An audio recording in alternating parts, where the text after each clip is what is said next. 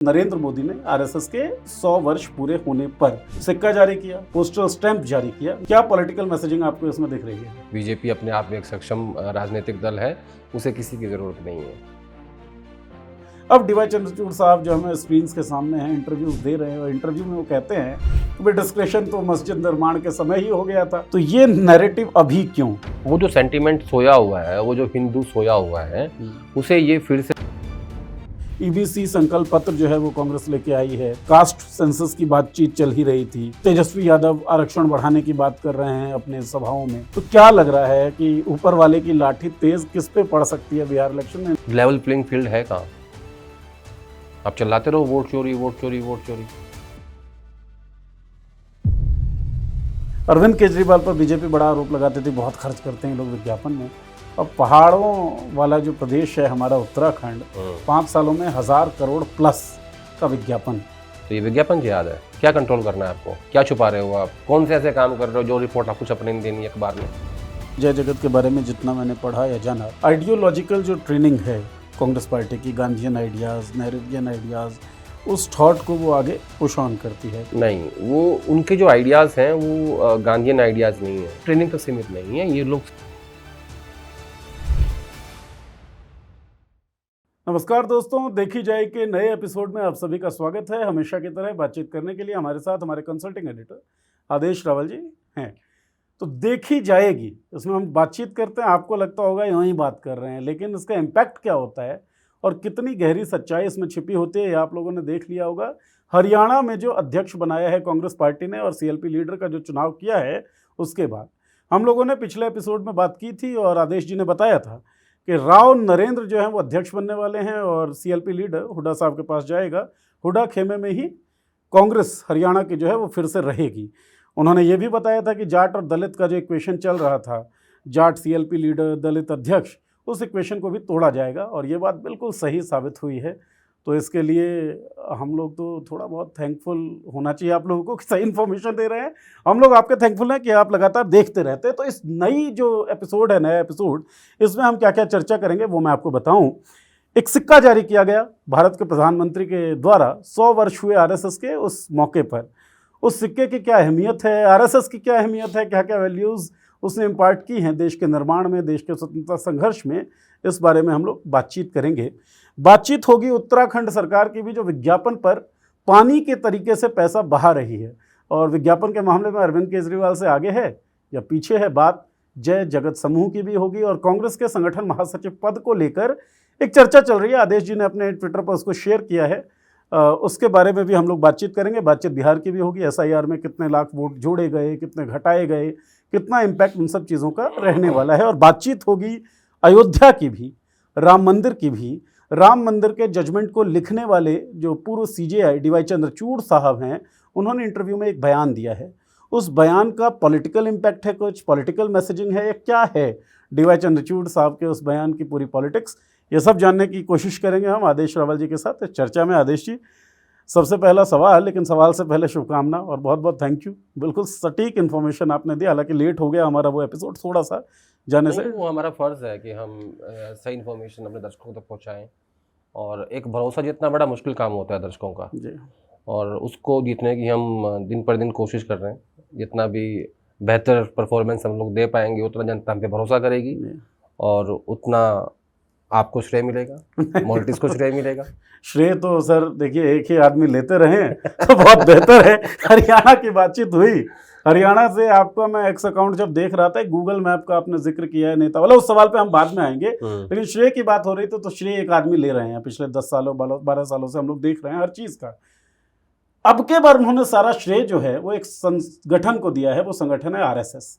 श्रेय देते हुए उन्होंने कहा कि भाई आरएसएस का जो योगदान है वो अतुलनीय है, चाहे स्वतंत्रता संघर्ष का हो या आज़ादी के बाद के भारत में हो। सिक्का जारी किया, पोस्टल स्टैंप जारी किया नरेंद्र मोदी ने आरएसएस के 100 वर्ष पूरे होने पर। क्या पॉलिटिकल मैसेजिंग आपको इसमें दिख रही है?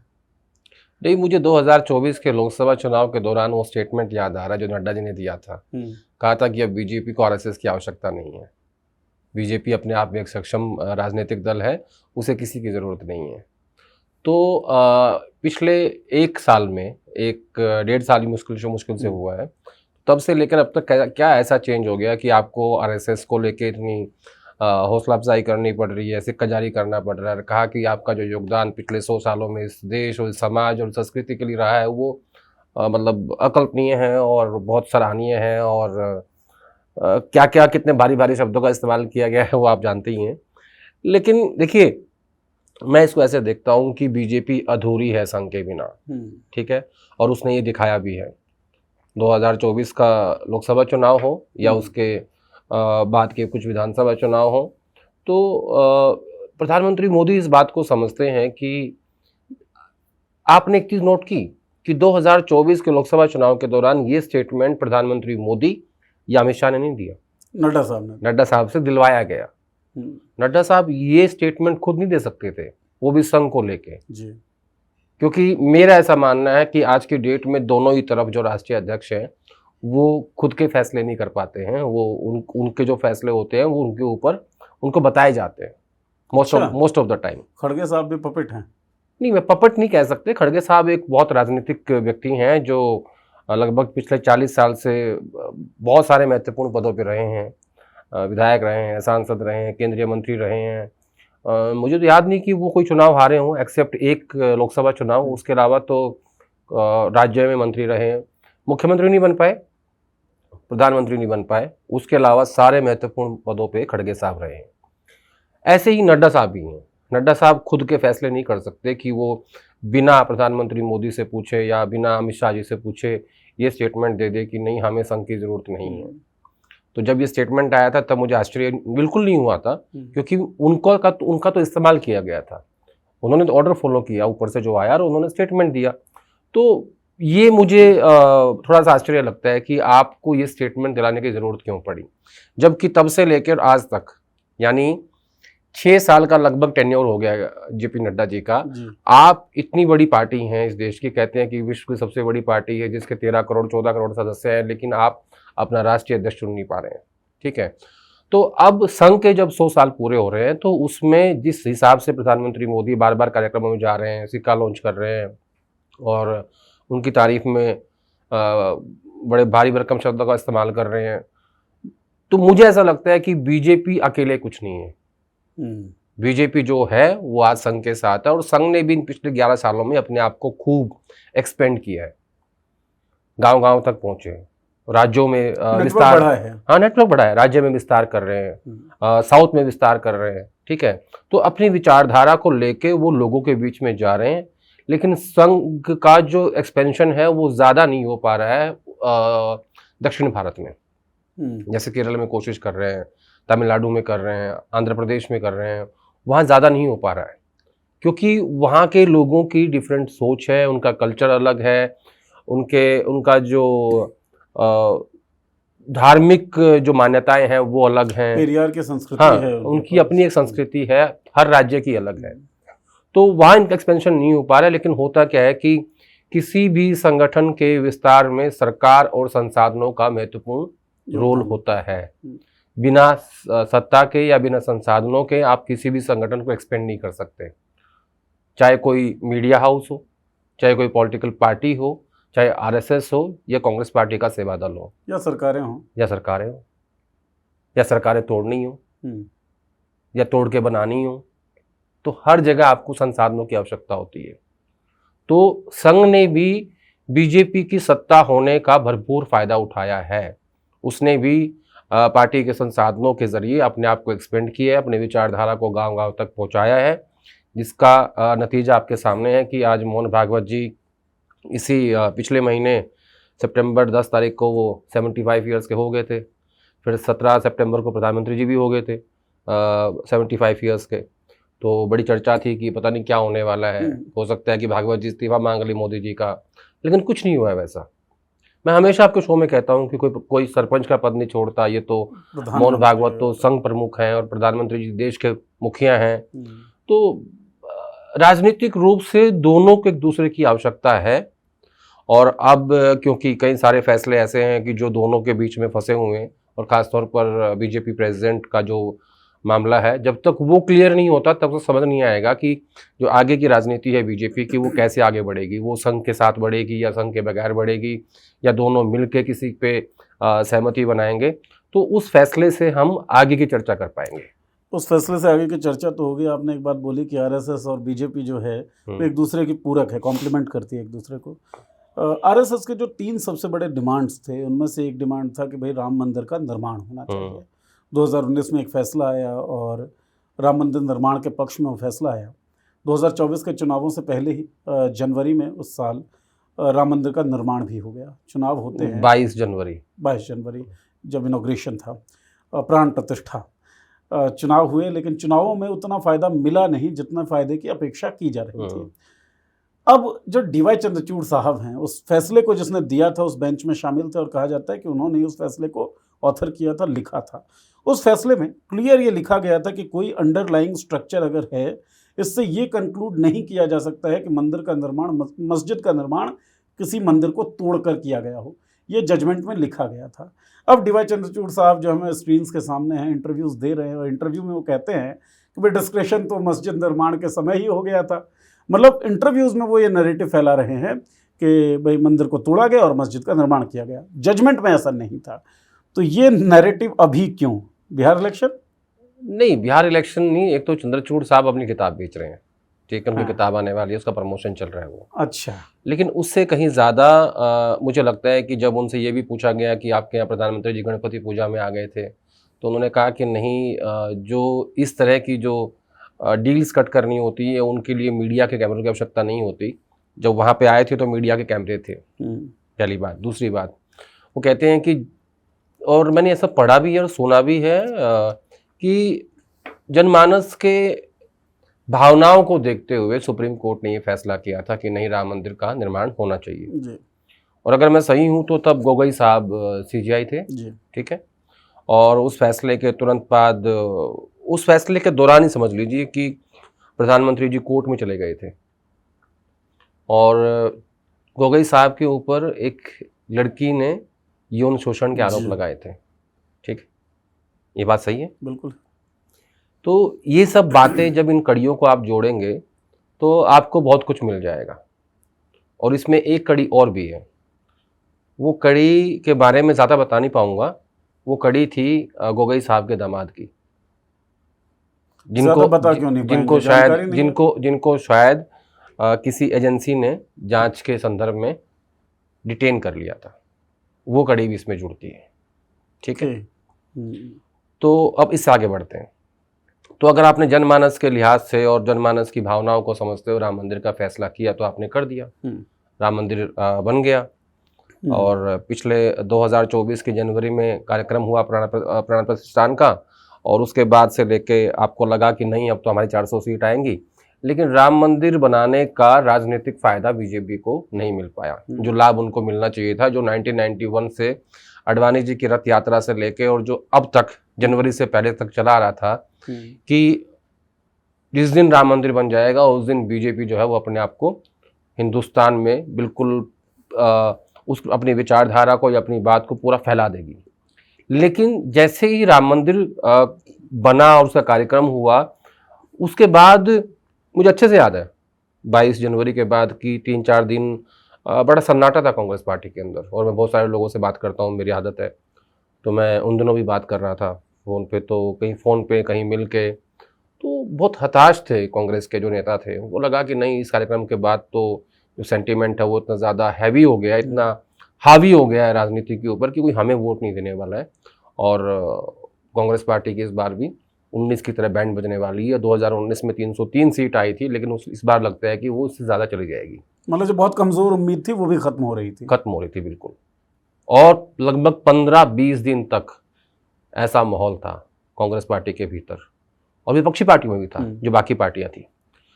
लेकिन जैसे जैसे वो चीज़ें चलती गई और जैसे जैसे संविधान के मुद्दे ने गति पकड़ी और जिस हिसाब से कास्ट सेंसस का मुद्दा आया, ओबीसी का मुद्दा आया, लेकिन संविधान का मुद्दा अप्रैल के 20 तारीख के बाद वो ज़मीन पे चला गया था।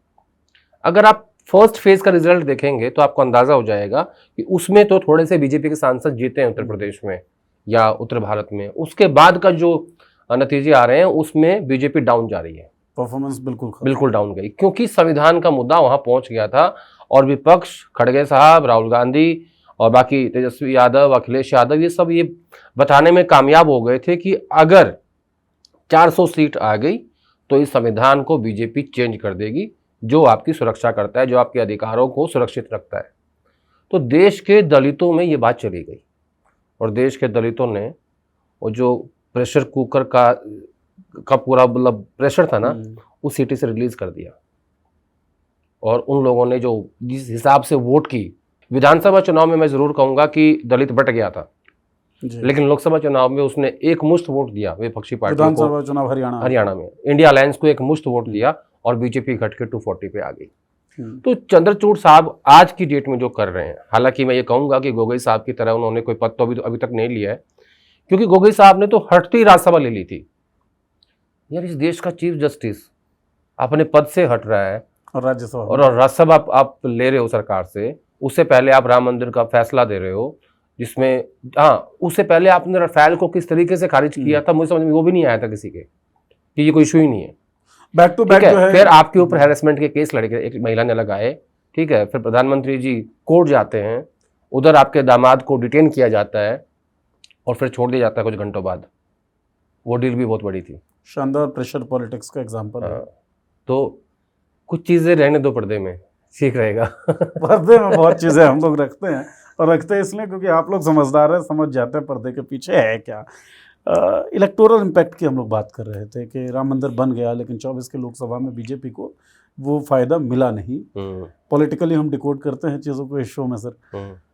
पॉलिटिकली डिकोड करके आप ये बताएं कि चंद्रचूड़ साहब का अभी जो ये बयान है, फिर ये भी बात चल रही है सोशल मीडिया पे कि क्यूरेटिव पिटिशन जो है वो डाला जा सकता है, डिस्क्रिप्शन वाली जो बात है, क्योंकि जजमेंट के कॉपी और आपके बयान में इनकन्सिस्टेंसी है। तो ये चर्चा फिर से फ्लोर पे लाने का एक मकसद, एक उद्देश्य ये भी है क्या कि बिहार इलेक्शन से पहले सेंटिमेंट जगा रहे हैं ना। वो जो सेंटिमेंट सोया हुआ है, वो जो हिंदू सोया हुआ है, उसे ये फिर से जगाना चाहते हैं। लेकिन ये बात समझते नहीं है कि बिहार जो है वहाँ हिंदू मुस्लिम सेंटिमेंट ज़्यादा नहीं चलता, वो जातियों में बटा हुआ प्रदेश है। धर्म की जो पाठशाला है वो उत्तर प्रदेश है, जहाँ बहुत इजी है कि आप हिंदू मुसलमान कर दो, कम्युनलाइज कर दें। हाँ, कम्युनलाइज कर दो। बिहार वैसा प्रदेश नहीं है, हालांकि आप उस प्रदेश से आते हैं, आप मुझसे ज़्यादा जानते हैं, लेकिन जो मेरी समझ कहती है, आप देखिए वहाँ किस हिसाब से अगड़ा, पिछड़ा, ईबीसी, ओबीसी, दलित, महादलित, वो प्रदेश बहुत जागरूक है और वो जातियों में ज़्यादा बटा हुआ है। आप देख लीजिए कितना आसान था जब 2013 में या 13 में ही हुआ था, मुजफ्फरनगर दंगा हुआ था, उसके बाद से कैसे यूपी पोलराइज हुआ था पूरा का पूरा। बेशक बिहार ऐसा प्रदेश नहीं है। तो चंद्रचूड़ के जो ये स्टेटमेंट्स हैं या क्यूरेटिव पिटीशन लगाने की बात हो रही है, ये सब कुछ नहीं है भाई। फैसला आ चुका है, राम मंदिर बन चुका है, मस्जिद के लिए आपने ज़मीन दे दी है, ठीक है। ये जो मुद्दा था ये हमेशा के लिए अब खत्म हो चुका है। इसको आप अगर बार बार जगा के आपको लगता है कि इससे आपको वोटों का लाभ मिलेगा, ऐसा मुझे नहीं लगता। क्योंकि जब मंदिर आपने बना दिया और कार्यक्रम कर दिया कि हाँ राम मंदिर, आप टाइमिंग देखिए जी कि अप्रैल में चुनाव है इस देश का लोकसभा का, आप जनवरी में कार्यक्रम कर रहे हैं कि देखिए राम मंदिर प्राण प्रतिष्ठा कार्यक्रम कर दिया, जिसमें मोदी जी गए और पूरा बॉलीवुड बुलाया, वहाँ पर पूरा भव्य कार्यक्रम हुआ और देश ने टीवी पे देखा कि किस तरीके से राम मंदिर बनाया गया है। उसके बावजूद भी आपको राजनीतिक लाभ नहीं हुआ ना, चुनावी लाभ नहीं हुआ। चुनावी लाभ कहाँ हुआ, वोट कहाँ मिले आपको? बनाया किस लिए गया था? इनको बड़ा राम से प्यार है और राम की उंगली पकड़ के ले जा रहे थे मोदी जी। राम इतने से थे, प्रधानमंत्री जी इतनी ऊपर थे और ऐसे पकड़ के ले जा रहे थे जी। क्या दिखा रहे थे? जो है ना, जो ऊपर वाला है उसकी लाठी में आवाज नहीं होती, जिस दिन मारता है ना आवाज आती ही नहीं है। तो इस बार उसने हल्की मारी है। और तेज मारने की आपको लग रही है संभावना? नहीं, इस बार हल्की मारी है। तेज तो पता नहीं कब मारेगा वो, किसको मारेगा हमें क्या पता। ठीक भाई प्रभु की माया आप थोड़ी जानते हैं ना, मैं जानता। आप तो जान नहीं सकता, ब्राह्मण हो, थोड़ा बहुत कनेक्शन है आपका। नहीं, मैं तो वैसे भी नहीं जानता सर, मैं एथीस्ट हूं बाय आइडियाज। तो उसकी लाठी में आवाज नहीं आती, पहली बात। दूसरी बात, वो कब किसको मारता ये भी नहीं पता होता, ठीक है। तो मेरे कहने का मतलब ये है कि अब ये सब करके इसको विषय बना के कोई पिटीशन लगा दे कि नहीं जी हम तो दोबारा सुनवाई चाहते हैं, किस बात की? मंदिर तो बन गया, सुनवाई में क्या करोगे? ताकि कोई, इसमें पता क्या खेल चल रहा है, किसी मुसलमान को कह दो कि तुम जाओ सुप्रीम कोर्ट पिटीशन लेके और वो उसको एक्सेप्ट कर लें। एग्जैक्टली यही बात मैं, ठीक है, तुम खुल के नहीं बोलना चाह रहे थे ना, मैं बोल देता हूँ। कोई उसको एक्सेप्ट कर ले, कोई मौलवी साहब जाएं दाढ़ी वाले टोपी लगा के कि चंद्रचूड़ ने ये बयान दिया है और ये हमारी पिटीशन है, हम इसको सुनवाई करना चाहते हैं, और वो कोर्ट वाले एक्सेप्ट कर लें इसको, जो कि कर भी सकते हैं। फिर क्या होगा? चर्चा फिर शुरू, टीवी फिर चालू, ठीक है, और बिहार चुनाव खत्म हुआ, पिटीशन खारिज, राम भुला दिए जाएंगे चुनाव के प्रचारक बनके। दूसरा बताता हूँ एक और बात चंद्रचूड़ साहब की, मैंने उनको बहुत सारे केसेस में उनकी ऑब्जर्वेशन को सुना, मनीष सिसोदिया, अरविंद केजरीवाल, जुबैर, राम मंदिर, ईडी, ऑब्जर्वेशन बहुत स्ट्रॉन्ग लगा कि आज तो कुछ करेंगे भाई, और फैसला जीरो। ये सबसे बड़ी टैक्टिस थी जिसको डिकोड करने की आवश्यकता थी, जो मैंने फील की आजकल जुडिशरी में जो हो रहा है, और खासकर चंद्रचूड़ साहब की, जिनसे इस देश को बहुत उम्मीद थी, जिन्हें एक सेकुलर फेस के रूप में लोग देख रहे थे। पावरफुल जज। देखो मैंने कभी सुप्रीम कोर्ट कवर नहीं किया, और मैं सारे माय लॉर्ड्स की बड़ी इज्जत करता हूँ, इनकी भी करता हूँ, और बड़े मुझे इंटेलिजेंट और सुलझे हुए व्यक्ति लगते थे। सुलझे हुए तो हैं, लगते थे, और सुलझे हुए हैं, राजनीतिक रूप से भी सुलझे हुए हैं, जानते हैं सब कुछ। तो जिस हिसाब से इन्होंने ऑब्जर्वेशन दी और जिस हिसाब से अपना फैसला दिया, उनमें बड़ा दिन रात का अंतर था। ऑब्जर्वेशन हमेशा स्ट्रॉन्ग होती थी और फैसले में कुछ नहीं होता था। शायरी की दुनिया में एक शेर कहा जाता है सर, इरशाद, काश उनके अमल भी हों अच्छे, जिनकी बातें बहुत प्यारी हैं। तो बातें प्यारी थी, अमल बहुत अच्छा नहीं था। आपके कहने का शायद ये है। बिहार इलेक्शंस की हम लोग बात कर रहे थे, आपने कहा कि हल्की लाठी अभी पड़ी है ऊपर वाले की, लोकसभा चुनाव में वो किसी को भी पड़ सकती है, किसी पे भी पड़ सकती है। मैं भी आज जोड़ता हूँ सुबह नहीं, ठीक बात है, हमारे भी कृपा बनी रहे। तो बिहार पे मैं बात इसलिए कर रहा हूँ कि SIR को लेकर अब पूरा मामला जो है वो साफ हुआ है। 7 करोड़ 89 लाख वोटर्स थे, अब 7 करोड़ 42 लाख वोटर्स रह गए हैं। कुछ जोड़े गए, कुछ घटाए गए, अल्टीमेटली 42 और 5 47 लाख की कमी रही वोटर्स में। और EBC नहीं 68 लाख वोट काटे गए हैं, 21 लाख नए वोट जोड़े गए तो 44 लाख जो है तो वो 7 करोड़ 42 लाख जो है बच गए। आपका डाटा है, ये प्रेजेंट डाटा जो SIR में इलेक्शन आयोग ने दिया है। हाँ, तो अल्टीमेटली 42 और 47 लाख वोट ओवरऑल कम हुए हैं पुराने डाटा के हिसाब से। EBC संकल्प पत्र जो है वो कांग्रेस लेके आई है। कास्ट सेंसस की बातचीत चल ही रही थी। तेजस्वी यादव आरक्षण बढ़ाने की बात कर रहे हैं अपने सभाओं में। तो क्या लग रहा है कि ऊपर वाले की लाठी तेज किस पे पड़ सकती है बिहार इलेक्शन में, इन सब मामलों को देखते हुए? नहीं देखो, हम लोग कोई ज्योतिष तो है नहीं, हम लोग तो सिर्फ राजनीतिक रूप से चीजों को डिकोड करते हैं। तो मैं 2 बातें इसमें ऐड कर देता हूँ। 68 लाख वोट कटना और 75 लाख महिलाओं के खाते में, एक महिला के खाते में 10,000 रुपये जाना। अगर मैं इसको सिर्फ एक वोट काउंट कर लूँ कि एक महिला को आपने 10,000 रुपये दिए और उस घर में अगर 2 वोट हैं, 3 वोट हैं, मैं छोड़ देता हूँ, मैं एक वोट काउंट करता हूँ जिसको मिले हैं उसके, जिसको मिले हैं 75 लाख वोट हो गए। अब 68 लाख वोट कट जाना और 21 लाख नए जुड़ जाना, तो 68 में से 21 लाख और माइनस कर दो, ठीक है। आप ये लगा लो लगभग 24 लाख के आसपास ये हो गया। 1 करोड़ वोट बैठता है ये। पिछला चुनाव कांग्रेस और RJD गठबंधन 12,000 वोट के डिफरेंस से आ रहा है। लेवल प्लेइंग फील्ड है कहाँ?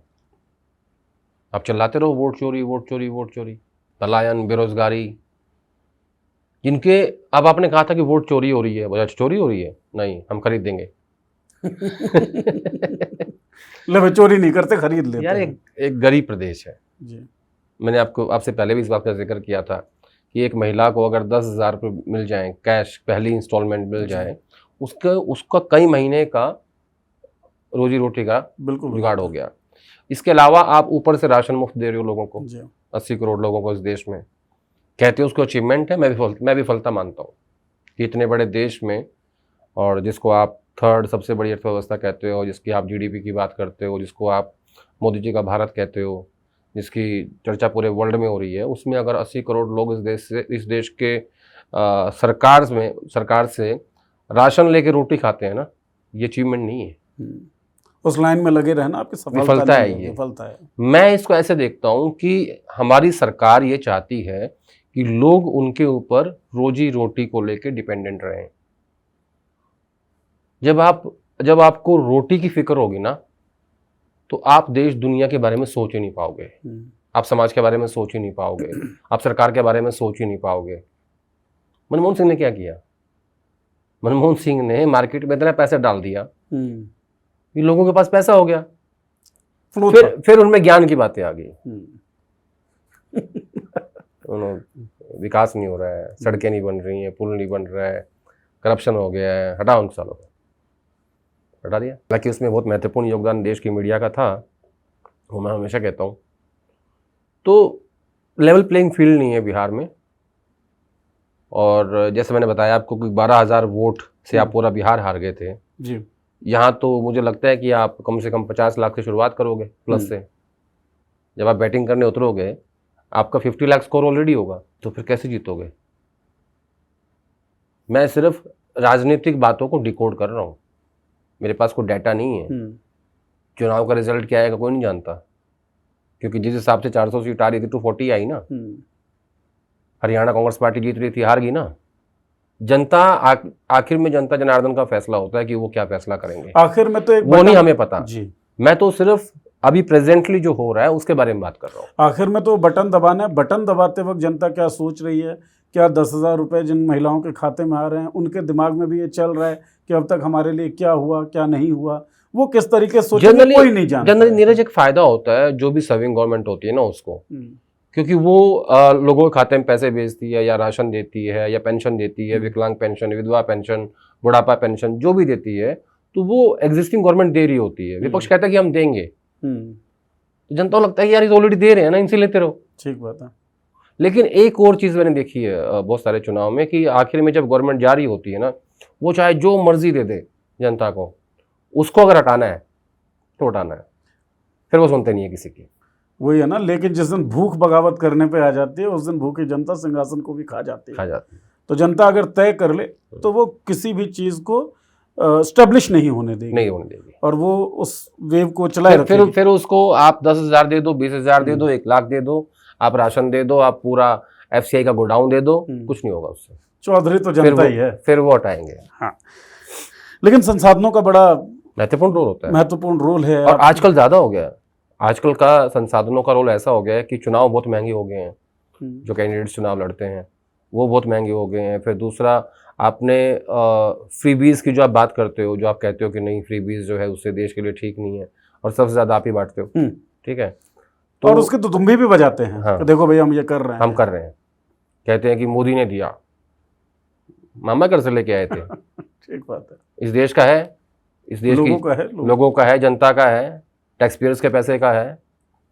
कुछ अपने घर से दो तो बताओ भाई तुमने किया, घर से तो लाए थे ना, घर से तो सर्टिफिकेट दे रहे हैं फोटो लगवा के।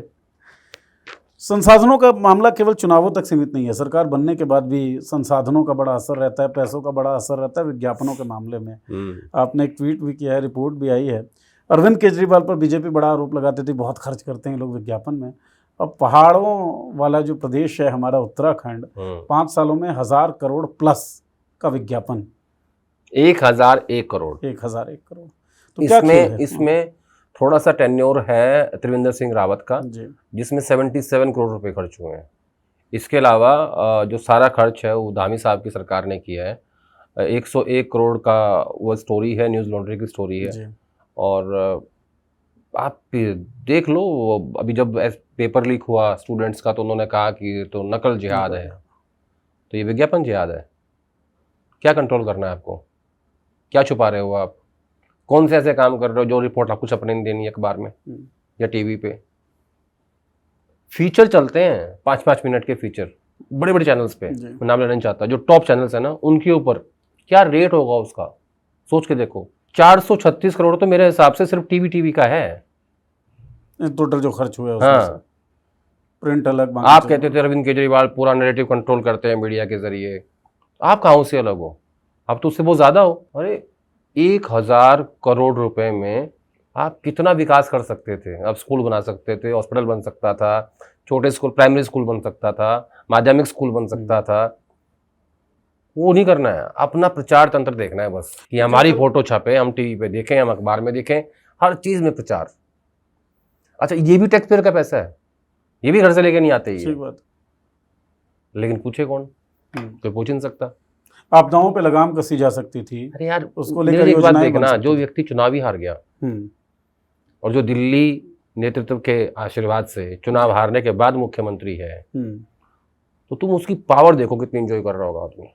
चुनाव हारने के बाद आपको मुख्यमंत्री बना दिया, तो कितना बड़ा आशीर्वाद है। अगर वो आदमी 2000 करोड़ भी खर्च कर दे ना, कोई सवाल नहीं पूछेगा उससे, मेरा ऐसा मानना है। उतना ताकतवर वो। यानी आपको, आप कुछ ना कुछ नैरेटिव कंट्रोल करना चाहते हैं। देखो क्या हो गया ना, आज के दौर की मीडिया की एक समस्या ये हो गई है कि मेन स्ट्रीम मीडिया का जो मेन सोर्स ऑफ इनकम है वो तो विज्ञापन ही है, ठीक है। और जब वो करोड़ों रुपए विज्ञापन के जरिए आते हैं, तो फिर वो अपने हिसाब से चाहते हैं कि हमारे खिलाफ खबर ना चले। जैसे आपने कोई खिलाफ खबर दिखाई, तुरंत वो विज्ञापन रोक देंगे। ये बहुत दिलचस्प है, क्योंकि जब कई लोग, यही तो है गोदी मीडिया, और क्या है? एग्जैक्टली। ये बहुत क्यों कहते हैं गोदी मीडिया? और तो कारण है ही नहीं। दूसरा, ये कॉन्क्लेव्स, जो कॉन्क्लेव होते हैं, इन कॉन्क्लेव्स ने क्या किया है, जर्नलिस्टों को, पत्रकारों को बड़ा कमजोर कर दिया है। कैसे? उदाहरण देता हूँ। मैं चैनल में काम करता हूँ और सपोज मैं बीजेपी कवर करता हूँ, ठीक है। हमारे यहाँ कॉन्क्लेव होगा, मैंने एक स्टोरी की आपके खिलाफ, आप मंत्री हो, अब कॉन्क्लेव में आपको बुलाना है, आप जाओ इनवाइट लेके, तुम्हारा रिपोर्टर तो हमारे खिलाफ दिखाता है, हम तो नहीं आएंगे। फिर उसको मैनेज किया जाएगा, उस रिपोर्टर को कहा जाएगा भैया सब ठीक से रहा करो, देख लेंगे बाकी। उनको आपको आश्वासन देना पड़ेगा कि आपके खिलाफ दोबारा स्टोरी नहीं होगी, हमारा रिपोर्टर नहीं करेगा, आप प्लीज आ जाओ। वहां भी क्या है, वहां स्पॉन्सर्स हैं, घुमा के वहां भी पैसा ही है। तो इन कॉन्क्लेव्स ने भी पत्रकारों की कलम को कुंद किया है, रोका है। उसकी जो शाही थी ना, सोख लिया उसको। अब वो घुमाते रहते हैं, लिखना पड़ता है ना, शाही तो है ही नहीं, क्या लिखोगे? सही बात है। तो इस हिसाब से विज्ञापन मॉडल ने, कॉन्क्लेव ने, स्पॉन्सर्स ने, कुल मिला के जो है उसमें मरता गरीब पत्रकार है ना, वो खबर कर सकता। जब खबर नहीं है तो इकबाल नहीं है। अगर आप खुल के बोल ना सको, आप खुल के लिख ना सको, तो कौन नेता आपसे डरेगा? कोई भी नहीं। फिर आप कैसे बन जाओगे? तुम्हारे यहाँ गांव में मेला भरता है, मेला? हाँ लगता है, हमारे यहाँ भी लगता है। वहाँ अक्सर जो ये जो सांप लेके घूमते हैं गले में, है ना, उस पे ऐसे हाथ घुमाओ, सांप के ऊपर कुछ नहीं होता जी। बताओ क्यों? क्योंकि उसके जहर के दांत निकाल दिए जाते, तोड़ दिए जाते हैं। तो जब सांप के जहर की जात निकाल दोगे ना, फिर वो गले में डालने में और मेले में ही काम आएगा। सेम हाल कर रखा पत्रकारों का। काट ही नहीं सकते तुम किसी को, ना तुम्हारे दांत है, ना कुछ लिख सकते, ना कुछ बोल सकते। सबसे बड़ा हथियार है कलम, वो आप छीन चुके हो। जब आपके जहर के दांत ही नहीं है तो आपका डर ही नहीं है। सही बात। वैसे हाथ फेरेगा आपके ऊपर, आप कुछ कर ही नहीं सकते, ना दांत है, ना काटोगे, और ना उसमें जहर है। तो फिर आपका काम पता है क्या है? आप मेले में जाओ, बच्चे आपके ऊपर हाथ घुमाएंगे और मजे लेंगे। वही काम हो रहा है, वही काम हो रहा है जर्नलिस्टों के साथ। आप जनरली फ्रेटर्निटी के बारे में बात करना पसंद नहीं करते, आज मैं देख रहा हूँ बड़ा मन लग रहा है आपको। मन नहीं यार, सच्चाई है ये मैं दुखी मन से बोल रहा हूँ कि कैसे हम लोगों को मेले का साथ बना दिया है। 26 दिनों तक एक चैनल में मैंने काम किया, उसके बाद मैं आ गया, ये सोचते कि भैया ये जगह अपने लिए तो है नहीं, अपन नहीं कर सकते। कल मैं टीवी के, एक सेकंड बस, हाँ, ये जो स्टोरी छपी 1001 करोड़ रुपए का जो विज्ञापन है, ये कहाँ छपी? ना चैनल पे है, ना चैनल पे है, ना मेन स्ट्रीम अखबार में है, एक डिजिटल प्लेटफॉर्म पे है, न्यूज़ लॉन्ड्री। हाँ, क्यों? क्योंकि उनको विज्ञापन चाहिए ही नहीं। मेरे खर्च पे आज़ाद है खबरें, उस नारे के साथ वो लोग चल रहे हैं। मेरा जो सवाल है, कल मैं टीवी के ही एक दोस्त के साथ बैठा हुआ था, बातचीत चल रही थी, वहाँ से एक इनपुट आया और काफ़ी जगहों से इनपुट आया है। आप थोड़ा सा प्रकाश डालिए ताकि लोग भी समझें कि मीडिया में एडवर्टाइजमेंट किस तरीके से काम करती है। मान लीजिए किसी प्रदेश में कोई सरकार है, वो सरकार किसी भी मीडिया हाउस को भर के एडवर्टाइजमेंट दे रही है, उसके पैसे दे रही है। किसी रिपोर्टर ने उस सरकार के खिलाफ कोई खबर जो है वो ब्रेक कर दी या फिर स्टोरी उसके ऊपर कर दी, तो क्या सरकारों का इतना भी कंट्रोल है कि वो सीधा मीडिया हाउस को कह दे कि भाई इस रिपोर्टर को हटाओ? है, नौकरियां जाती हैं, हुई हैं, ऐसी घटनाएं हुई हैं। कुछ उदाहरण आप दे पाए सर? एक अखबार के रिपोर्टर थे, रिपोर्टर थोड़ा ऊपर थे, शायद पॉलिटिकल एडिटर थे। उन्होंने एक सिटिंग गवर्नमेंट के खिलाफ स्टोरी लिखी, हिंदी अखबार था।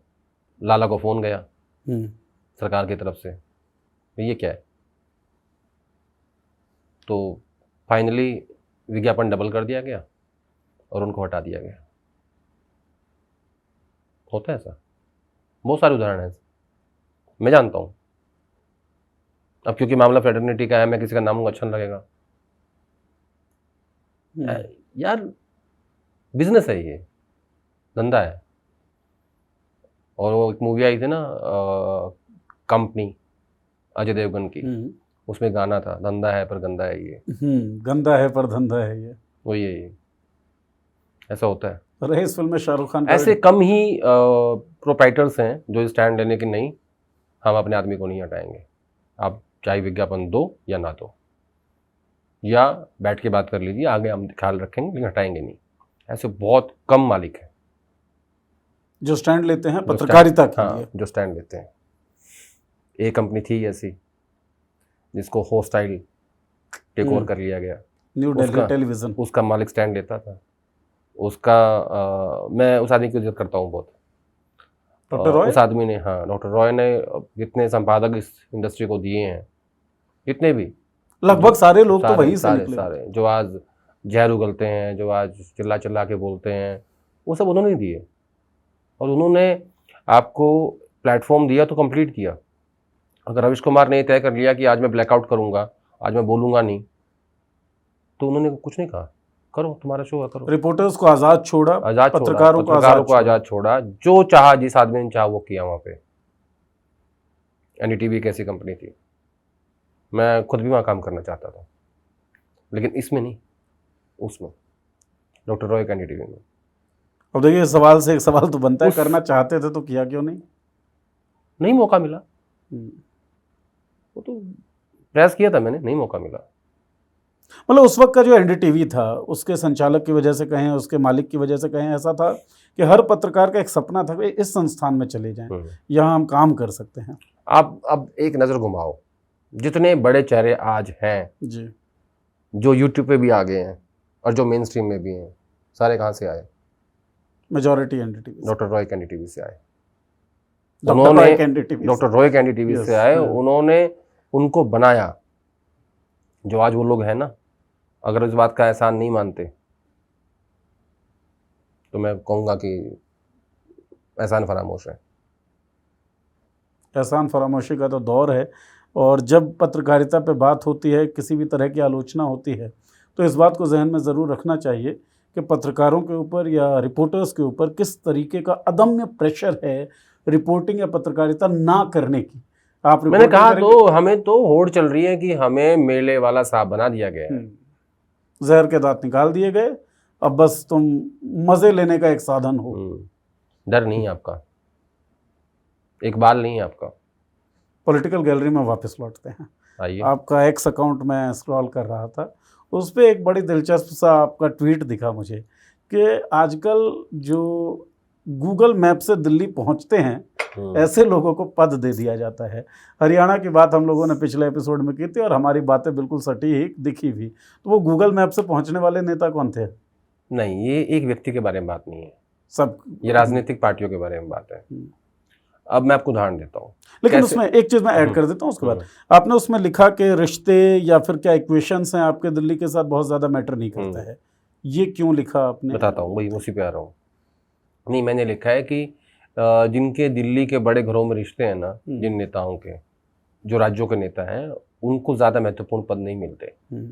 मैं इसलिए कह रहा हूँ कि जैसे बीजेपी में आजकल एक ट्रेंड चल रहा है कि जो सबसे कमज़ोर व्यक्ति होगा उसे वो सीएम बना देंगे। जी हैं, ऐसे उदाहरण बहुत सारे, बहुत हैं। ऐसे ही राज्यों में चल रहा है, जो सबसे कमज़ोर व्यक्ति होगा उसको बनाओ प्रदेश अध्यक्ष। जब राजेश राम को अध्यक्ष बनाया गया अभी बिहार का, तो राहुल गांधी ने एक मीटिंग में खड़गे साहब और वेणुगोपाल जी को कहा कि देखिए, हमें चाहिए कि हम गुजरात के अध्यक्ष अमित चावड़ा और मध्य प्रदेश के अध्यक्ष जीतू पटवारी जैसे अध्यक्ष बनाएं, जो राज्य के नेताओं पे और एआईसीसी भारतीय राष्ट्रीय कांग्रेस के नेताओं पे डिपेंडेंट ना रहे ज्यादा। यानी हमें स्ट्रॉन्ग नेता चाहिए जिनका इकबाल हो, इनका इकबाल हो, जिनकी बात में दम कुछ दम हो कि हमने कुछ कह दिया तो कह दिया। तो उसके मायने थे उस बात के।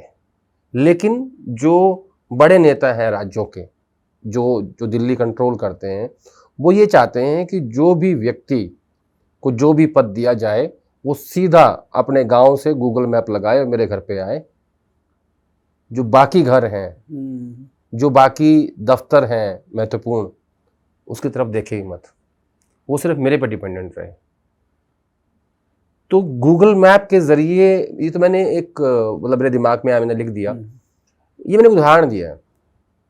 यानी सबको कमजोर लोग चाहिए, जिनका जनाधार है, जिनके पास, जो चुनाव ना जीतता हो, जिसको ज्यादा घराने ना जानते हो, जिसकी दिल्ली में सेटिंग कम हो ही ना, उसके ज्यादा आसार हैं कि उसको कुछ महत्वपूर्ण पद मिल जाएगा, क्योंकि वो कमजोर है, कंट्रोल क्योंकि वो कमजोर है, वो कंट्रोल में रहेगा, वो दाएं बाएं झांकेगा नहीं, वो घोड़े की तरह से आएगा सीधा।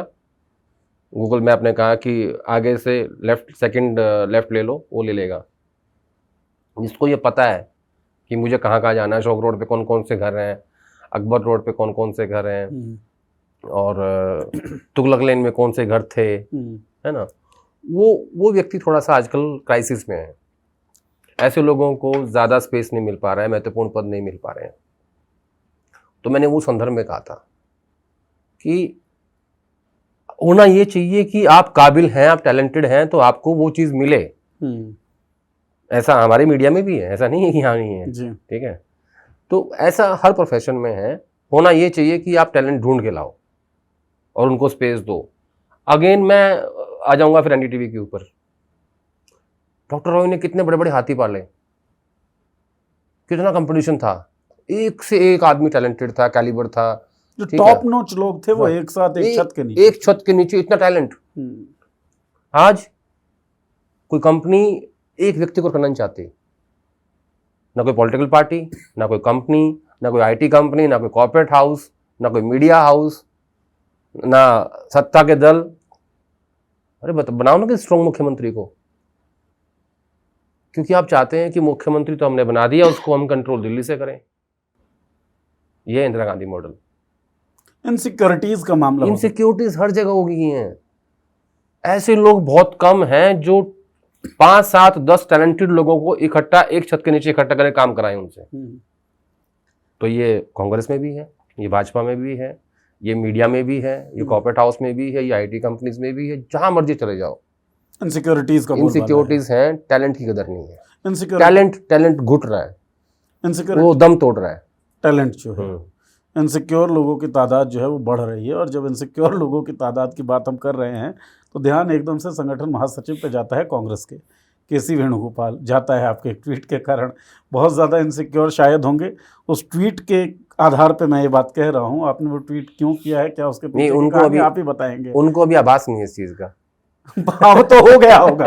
आदेश रावल के ट्विटर को कांग्रेस तो पूरी तरीके से पढ़ती, आत्मसात करके बैठती है। नहीं, कोई ऐसी बात नहीं। वेणुगोपाल जी बड़े आदमी है, कोई जरूरी हमारा ट्वीट पढ़ेंगे वो। अरे मैं तो उसको भी मिला भी नहीं, वेणुगोपाल जी से मैं नहीं मिला कभी। एक हमारे यहाँ कहावत है, स्कूल की छुट्टी हुई थी तो चौधरी साहब कहीं चौधरी बैठ के ताश खेल रहे थे, मास्टर जी जा रहे थे, बच्चे भी जा रहे थे।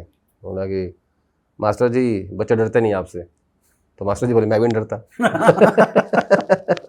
2019 में बने थे वो संगठन महासचिव, 25 साल। मैं कभी नहीं मिला उनसे, मिलना ही नहीं चाहा, या मैंने 1-2 बार फोन किए, वो नहीं, उन्होंने नहीं पिक किया। और वो तो किसी मिलना चाहते ही नहीं है। उनको लगता है कि मीडिया मेरे किसी काम की नहीं है, वर्थलेस जैसे आजकल हो रखी है। वो शुरू से माने बैठे हैं। लेकिन उनको ये नहीं पता कि कुछ लोगों के जहर के दाता भी हैं, सब के नहीं छीने गए हैं। फिर जय जगत की आप बात कर रहे थे, आपने कहा कि ये जो समूह है राहुल गांधी के काफी क्लोज है ये, और आपने कहा कि जय जगत चाहता है कि केसी वेणुगोपाल जो है वो अपदस्थ हों, उनकी जगह तमिलनाडु का कोई सांसद है, कौन सांसद है? चाहता जगत नहीं ऐसा है, क्यों चाहता है? चाहता नहीं है, उनकी ये नज़र है, वो चाहते हैं कि अब हमारा व्यक्ति जो है इस पार्टी का संगठन महासचिव बने, जो कि सेकंड महत्वपूर्ण पद है अध्यक्ष के बाद। अध्यक्ष के बाद। उसके बीच में ट्रेजरर भी है, लेकिन treasurer is like constitutional post of the party, वैसा है। लेकिन उनकी नज़र है इस पद के ऊपर, ताकि वो पूरी पार्टी को कंट्रोल कर सकें। मैंने कहा ना कि वो अपने ट्रेनिंग कैंप्स के जरिए धीरे धीरे जो है वो एक मैसेज चला गया पार्टी के अंदर कि जो व्यक्ति इनके ट्रेनिंग कैंप में नहीं जाएगा उसकी पॉलिटिकल एडजस्टमेंट नहीं हो सकती, ये संदेश चला गया।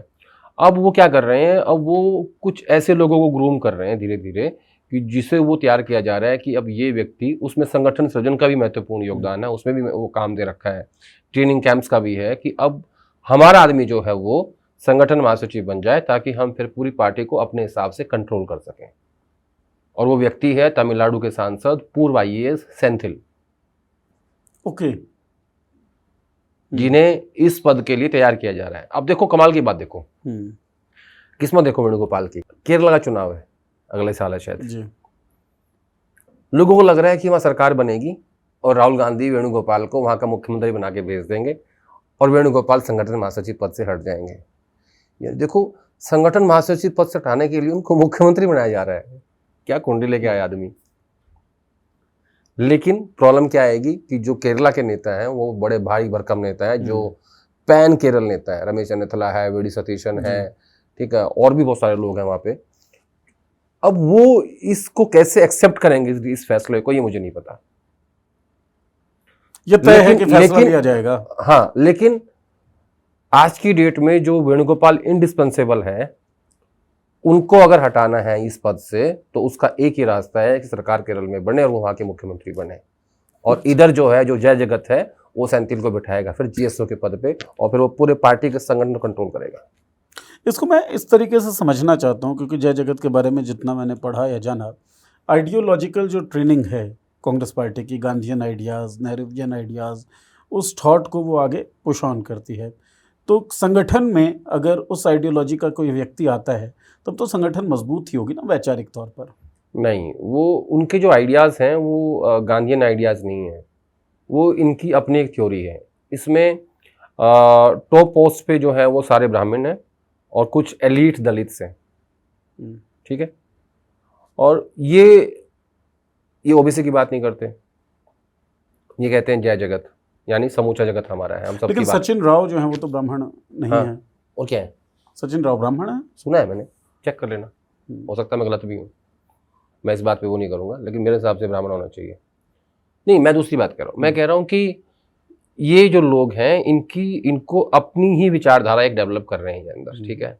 ये मैसेज दे रहे हैं कि नहीं, हम अब तय करेंगे कि किस व्यक्ति को पार्टी में कहाँ एडजस्ट करना है।